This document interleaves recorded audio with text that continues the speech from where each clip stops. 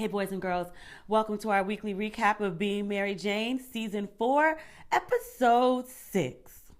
You know what? Let's just get it popping. Lee pulled his dick out at the Patterson family home. He did that. He pulled his penis out and Mary Jane's mama walked in and was shocked and appalled. And I don't understand why that had to happen. Because MJ, she landed in Atlanta and she was like, you know what? I'm going to stay at the house. I'm going to take care of Travion. You had a perfectly good hotel room. So when Lee pulled his pop-up nonsense, as he loves to do, Mary Jane easily could have been like, you know what? I've got this hotel room over at the Four Seasons.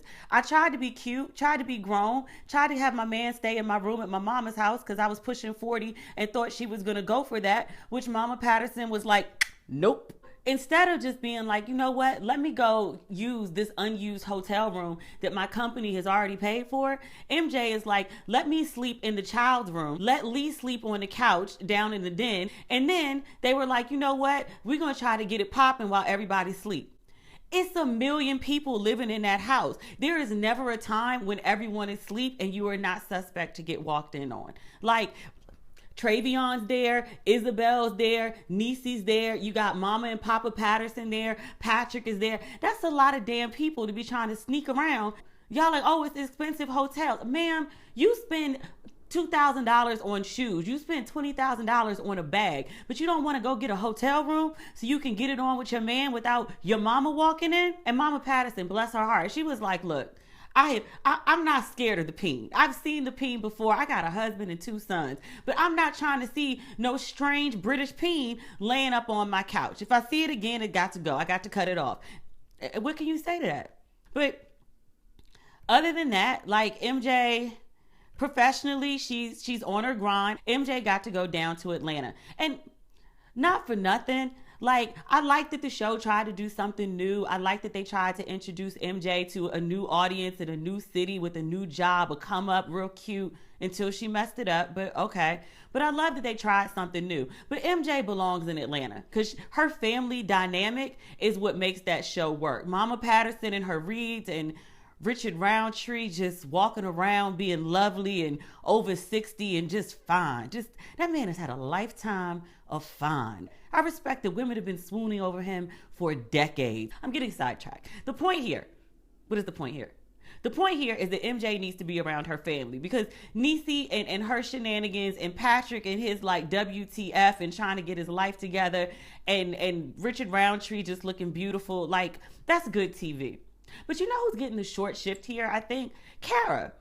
Because I think it's a really interesting storyline to have a mother of 2 divorced who's like, I'm just going to pick up and go to another city to fulfill my dream. Like, I have to be honest with myself about what I'm capable of and what I'm really interested in this world. And it's really not being a full-time mom. And I was hoping that when they went to Atlanta, they would give Cara and the family some more time. But we just got the quick, like, her oldest son is having sex and I'm going to give you condoms in the middle of this like big event. And the son is mortified. You know what? There is no wrong time to give your child condoms. If your child is having sex and you're concerned about that, sex talk at any time. You'll live.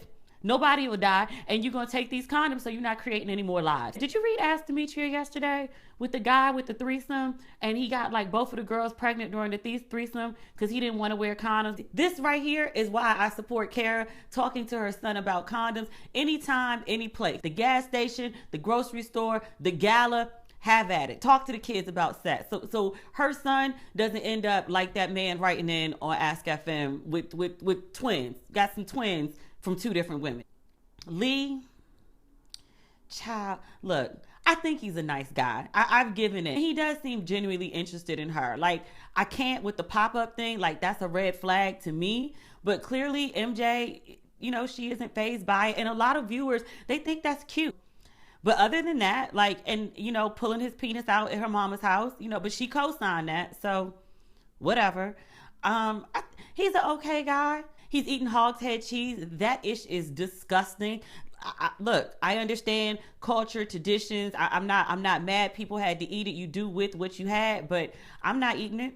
But Lee was like, I'm trying to impress the family. I want to get in good with your daddy. So I'm going to eat this nasty dish and I'm going to pretend I like it. And I was like, okay.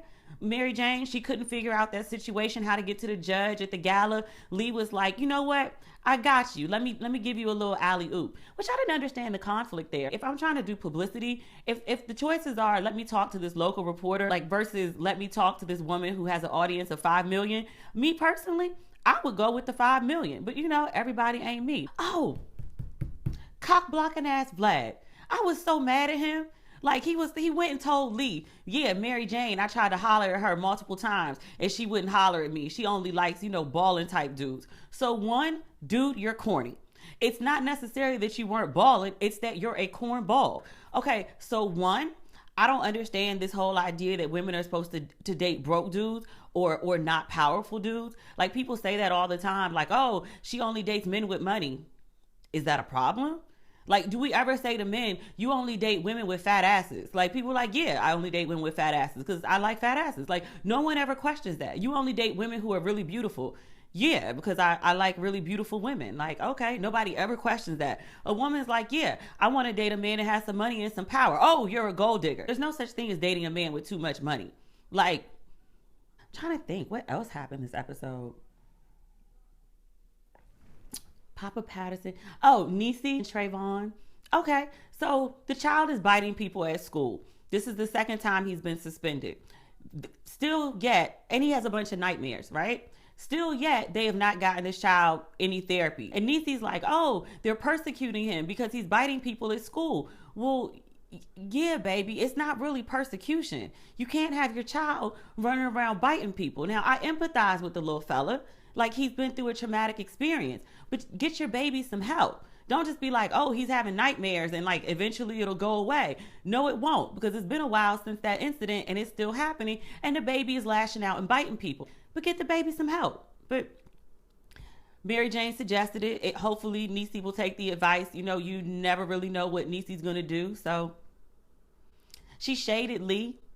And he put up with it. Like, he tried really hard. Niecy was just extra shady for no reason. I'm like, man, you got enough going on in your life. You don't need to pick any new battles with new people.